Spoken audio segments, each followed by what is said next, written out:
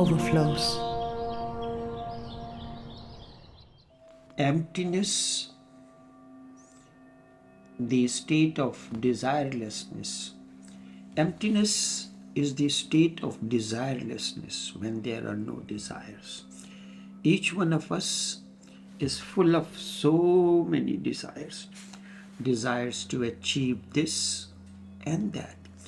Desire to achieve the world, and when one fails to fulfill desires of this world, one moves to the other world or the other shore.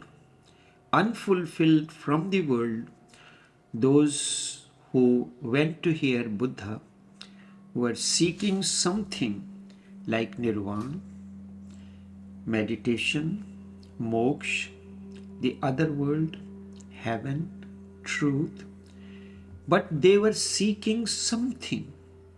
As long as you are seeking something, you are full of desire.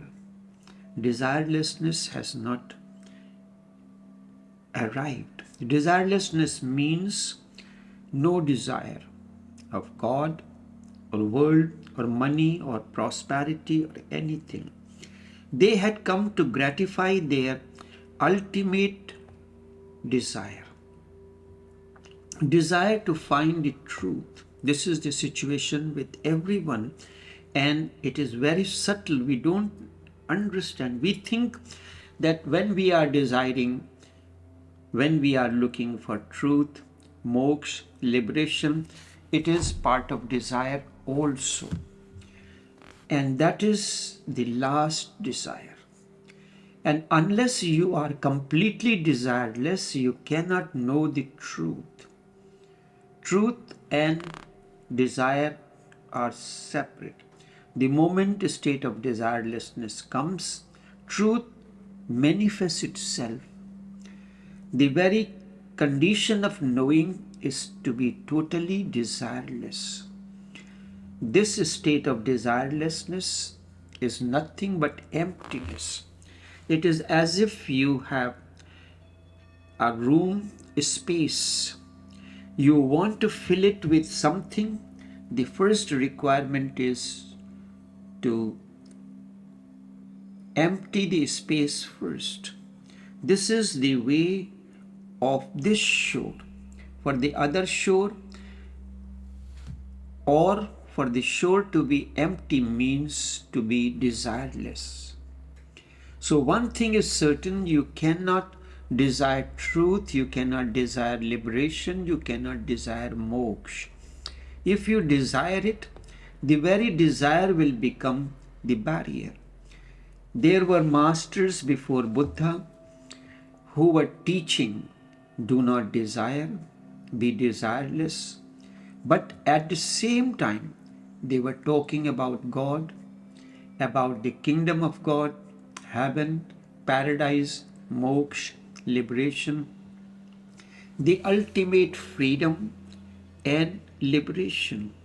And they were saying, be desireless. This is erroneous. You want to be desireless, but at the same time, you are looking for truth. This is a subtle difference which most of the people before Buddha did not understand. Buddha felt that you cannot be desireless if there is something to be attained of this world or the other world.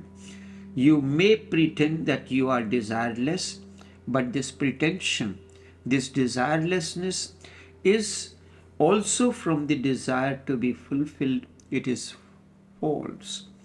The masters say that you cannot attain to ultimate bliss with desire.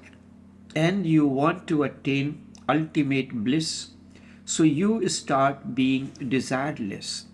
You try to be desireless first, only then the ultimate bliss will happen on its own.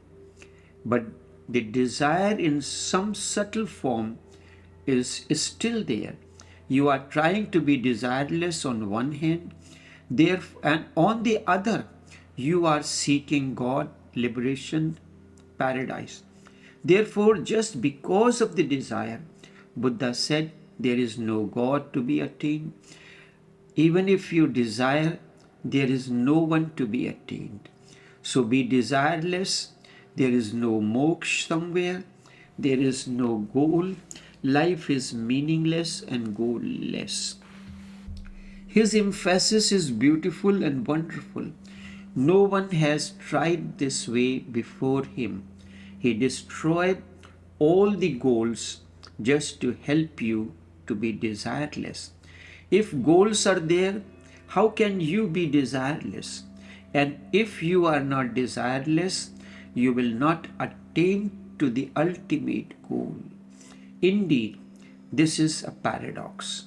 He destroyed all the goals, not that those goals are not there. He did not say about that. They are there and they can be attained. But if you want to attain to them, if you desire to attain them, it becomes impossible. The very thought of seeking truth becomes a barrier, and it becomes almost impossible. The very basic condition is you must be desireless. Only then the ultimate can happen to you or happens to you. So Buddha says there is nothing to be attained. All desires are futile. Drop all desires, and when there is no desire, you will be empty totally. Just imagine if there were no desire within you, what will you be? You are nothing but a bundle of desires. If all desires go, you will simply disappear. And you means ego. Not that you will not exist, you will exist, but as an emptiness. The things that are there in the room, they represent the ego of the room. The room boasts that I have the best furniture, best facility as compared to the other rooms. Once I heard the living room was boasting of its facilities to the restroom. Restroom did not have that kind of facility, no television, no laptops, no all those things that are part of the living room. So this is how the ego works. One has more facilities than the other.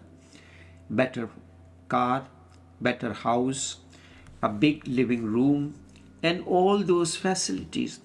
You will be there just like a vacant room. No one is there, just a shunya or nothingness. Buddha has called this nothingness as anatta, anatma, or no soulness. You will not feel any content that I am. You will not feel any center that I am. There will be just emness. Not I am, but emness. There is a difference between I am. I am is the offspring of ego, and emness is the experience, is the taste of oneness. No I to it, because I is nothing but accumulated desire, conditioned desires, condensed desires, crystallized desires. Desires are crystallized, condensed, and normal desires. Many desires have become your very I, the ego. It is just as in physics. Physicists say that if you analyze matter, then matter is nothing but atoms. There is nothing to join the atoms. Each atom is surrounded by a space, a vacant. Vacant is space, empty space. If you have a rock in your hand, there is no rock, just atoms, atoms of energy. And between the atoms of energy, there is infinite space. Even a rock is spacious and porous. Rock is porous because between the two atoms there is a space. And they say that soon we will be able to pull that space out from anything. H.G. Wells has written a beautiful story. In the 21st century, a passenger starts calling for the porters on a big station.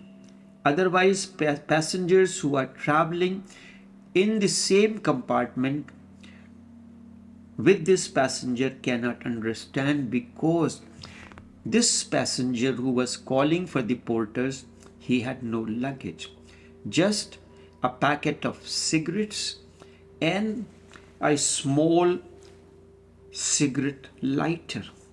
That is all that was his luggage. And he goes on calling for the porters. A big group gathers and other passengers, a passenger asks, why? Why are you calling for a porter? You do not have anything. You can carry this packet of cigarette and the lighter. This packet of cigarette is yourself.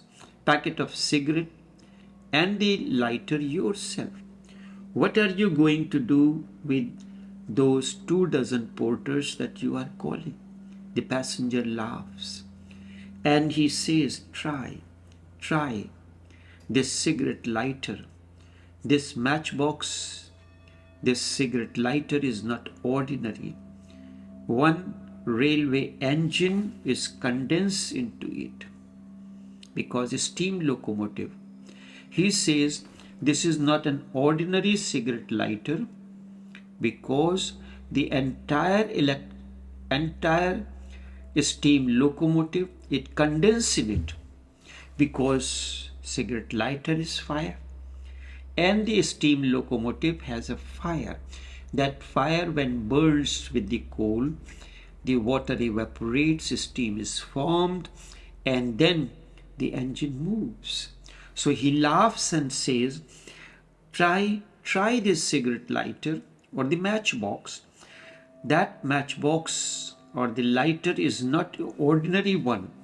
One entire steam locomotive, it condenses in it. This is how the situation we are in.